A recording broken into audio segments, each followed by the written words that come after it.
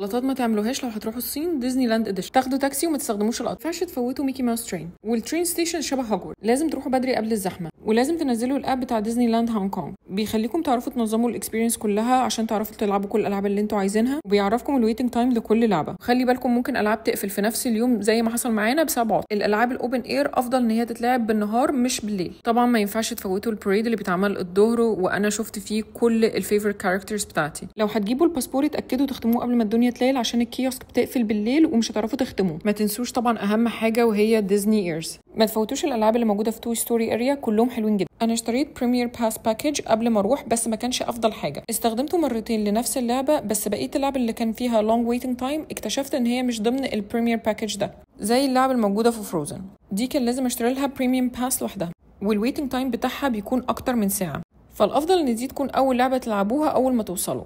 بجد تستاهل البيج هايب اللي الناس عاملينها عليها. وما تفوتوش انكم تكونوا موجودين في ايرنديل وقت الغروب، واكيد مش هتفوتوا الشو في اخر اليوم، بس اعرفوا ان الدنيا هتكون زحمه جدا جدا، ولازم تروحوا على الترين ستيشن عشان تلحقوا القطر على طول. الترين ستيشن والقطر مليانين، فخدوا معاكم ماسكات.